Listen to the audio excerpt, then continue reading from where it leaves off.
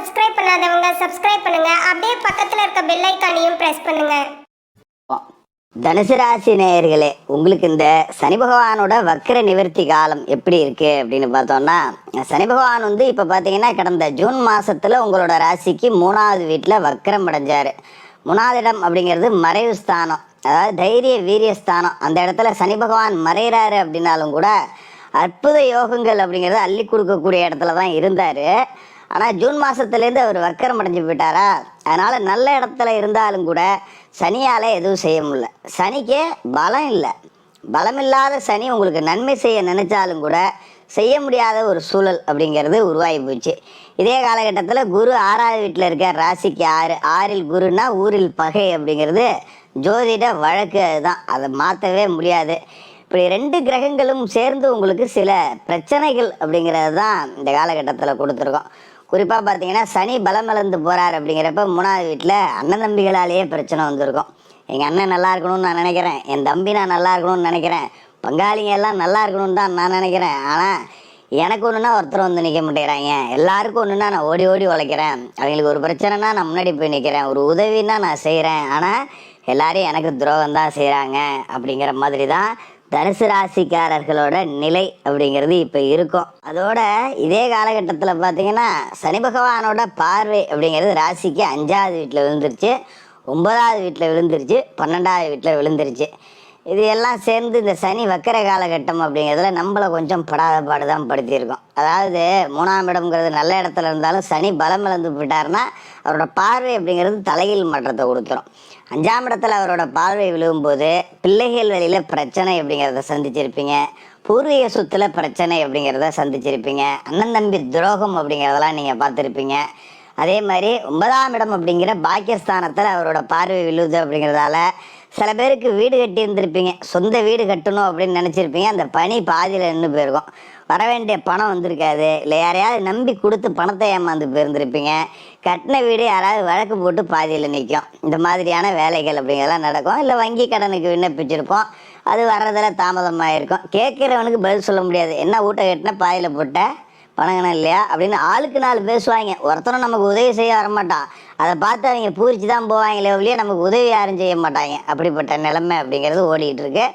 12 விரைய வீட்லேயும் அவரோட பார்வை விழுதுங்கிறதால விரயம் செஞ்சும் பிரயோஜனம் இல்லை, காசு கொடுத்தும் ஊசி ஊத்து அப்படிங்கிறத தான் இருக்கும். சுப விரயங்கள் அப்படிங்கிறதே வரலை. தேவையற்ற தொழில் ரீதியான நட்டங்களை சந்திச்சிருக்கலாம். முதல்ல போட்டு படாத பாடுபடுறேன், பேசாமல் எங்கேயாவது வேலைக்கு போயிருந்தா கூட சம்பளம் வந்திருக்கும், சொந்த தொழில் செய்கிறேன் அப்படின்னு மாட்டிக்கிட்டேன், தினமும் நானும் முதலாளின்னு கடைக்கு போய் குந்துறேன், வெள்ளையும் சொல்லியுமா தான் அலையிறேன், ஆனால் வெள்ளை சட்டையில் 10 ரூபா காசு இல்லை அப்படிங்கிறது எனக்கு தான் தெரியும், பேசாமல் எங்கேயாவது வேலைக்கே போயிருந்துருக்கலாம் போல இருக்குது அப்படிங்கிற மாதிரி இருந்திருக்கும். சரி, கவலைப்பட வேண்டியதில்லை. இதுக்கு மேலே சனி பலம் அடைஞ்சிட்டார். அதாவது எந்த வீட்டில் இருந்து சனி கொடுக்கணுமோ அந்த வீட்டில் சனி பலம் அடைகிறார் 3வது வீட்டில். அப்படிங்கிறப்ப உங்களோட தைரியம் உச்சத்தை தொடும். ஒரு கட்டத்துக்கு மேலே மன உளைச்சலுக்கு ஆளாகி தைரியத்தையே விட்டுருப்பீங்க. நம்ம வாழ்க்கை அவ்வளோதான் போல இருக்குது, நம்ம என்னத்தை போ, நமக்கு நான் மட்டும் இப்படி நடக்குது போ அப்படிங்கிற சலிப்பால் மனதைரியமே போயிருக்கும். அந்த தைரியம் இப்போ திரும்பி வரும். அதுக்கு தக்கன நல்ல சம்பவங்கள் அப்படிங்கிறது இந்த நவம்பர் மாதத்தோட 15ஆம் தேதியிலேருந்து உங்களுக்கு நடக்க தொடங்கும். பாதியில் நின்ன கட்டட பணிகளை மறுபடியும் நடத்தலாம். அது வழக்கில் மாட்டியிருந்தாலும் வழக்கு ஜெயிச்சு உங்கள் பக்கம் தீர்ப்பு கிடைக்கும். வராமல் இருந்த பணம் கைக்கு வரும். யாருக்காவது ஜாமீன் ஜவாப்தாரி ஏற்றுக்கிட்டு நம்ம கை கட்டி நின்றுருந்தோம்னா அந்த பணம் இப்போ நம்ம கௌரவத்தை மீட்டு கொடுக்கும். வங்கி கடனுக்காக விண்ணப்பிச்சிருந்தீங்கன்னா அது கிடைக்கும்.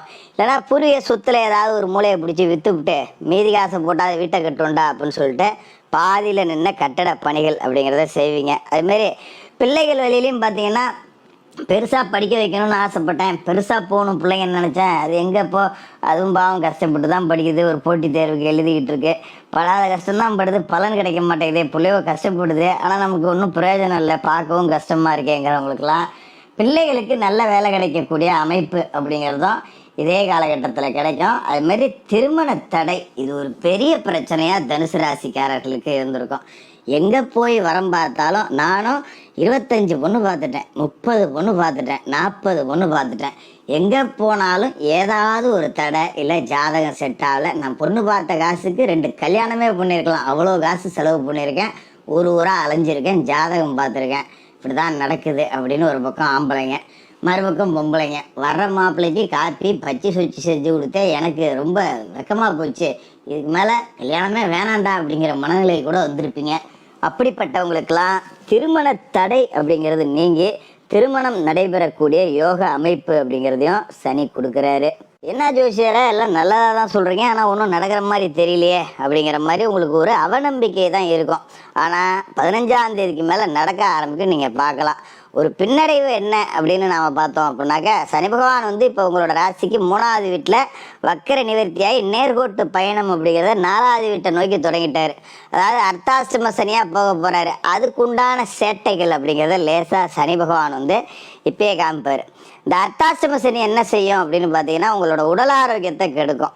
அதில் ரொம்ப நாம் கவனமாக இருந்துக்கணும். குறிப்பாக சொல்லணும் அப்படின்னு பார்த்தீங்கன்னா, வயிறு தொடர்பான உபாதைகள், அஜீரண கோளாறுகள், வாயு பிரச்சனைகள், எலும்பு நரம்பு சம்பந்தப்பட்ட பிரச்சனை, சைனஸ் பிரச்சனை, இதெல்லாம் வரக்கூடிய வாய்ப்பு அப்படிங்கிறது இருக்குங்கிறதால கொஞ்சம் அந்த விஷயங்களில் நீங்கள் கூடுதல் கவனத்தோடு இருக்கணும். கொஞ்சம் மாமிச உணவுகளை குறைக்கணும்.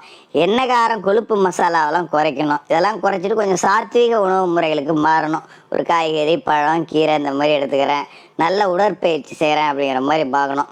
ஒரு தண்ணி குடிக்கிறது, பீடி குடிக்கிறது, இந்த மாதிரி பழக்கெல்லாம் இருந்ததுன்னா கொஞ்சம் குறைச்சிக்கிங்க. அதுதான் உங்களுக்கு இந்த காலகட்டத்தை பொறுத்த வரைக்கும் நல்லது. அதுமாரி தாயாரோட உடல் ஆரோக்கியத்தில் கூடுதல் கவனம் அப்படிங்கிறது அவசியமாக இருக்கணும். ஏன்னா இப்போ 4ஆம் வீடு அப்படிங்கிறது தாயாரையும் குறிக்கக்கூடிய இடங்கிறதால தாயாருக்கு உடம்பு சரியில்லாமல் போகலாம். அதுமாரி தாய் வழி உறவுகள் வகையில் பகை வரலாம். இதுமாரி ஒரு நல்லது கெட்டது நடத்தினா தாய் மாமன் பேர், தாய் வழியில் பெரியப்பா, தாய் வழியில் பெரியம்மா, சின்னம்மா யாராவது இருந்தால் அவங்க பேரெல்லாம் பத்திரிகையில் விடுபடாமல் பார்த்து போட்டுக்கணும். நல்லது கெட்டதுன்னா மறந்துடாமல் அழைக்கணும். அப்படி இல்லைன்னா ஒருத்தர் பேரையும் போட வேணாம், சும்மா பத்திரிக்கை அடித்து விட்டுறேன் அப்படின்னு விட்டுறணும். கொஞ்சம் விட்டு கொடுத்து போகணும் தாய் வழி உறவுகள் அப்படிங்கிறதுல. இல்லாட்டி தேவையற்ற பகை அப்படிங்கிறது வரும். அதில் கொஞ்சம் கவனமாக இருந்துங்க. மற்றபடி இந்த சனி பகவானோட வக்கர நிவர்த்தி காலகட்டம் இந்த 5-6 மாதமும் உங்களுக்கு ரொம்ப அற்புதமான யோகங்கள் அப்படிங்கிறது. மார்ச் 29ஆம் தேதி வரைக்கும் சனி நேர்கோட்டு பயணத்தில் உங்களுக்கு காசு பணத்தை வாரி கொடுப்பார், வேலை இல்லாதவர்களுக்கு வேலையை கொடுப்பார், சொத்து பிரச்சனையை தீர்த்து கொடுப்பார், கடனை அடைச்சி கொடுப்பார், நிம்மதியான ஒரு வாழ்க்கையை கொடுப்பாரு. சனிக்கிழமையில சனி பகவானுக்கு எள்ளு விளக்கு, வியாழக்கிழமையில குரு பகவானுக்கு நெய் விளக்கு, ஏலபால மாணவர்களுக்கு நோட்டு புத்தகம், மாற்றுத்திறனாளிகளுக்கு அன்னதானம், இதை செஞ்சுக்கிட்டு வாங்க. இந்த சனி வக்கர நிவர்த்தி காலம் ரொம்ப சிறப்பாக இருக்கும். தனுசு ராசிக்காரர்களுக்கு வாழ்த்துக்கள். மேலும் தகவலுக்கு எங்கள் சேனலை மறக்காமல் சப்ஸ்கிரைப் பண்ணுங்கள். நன்றி.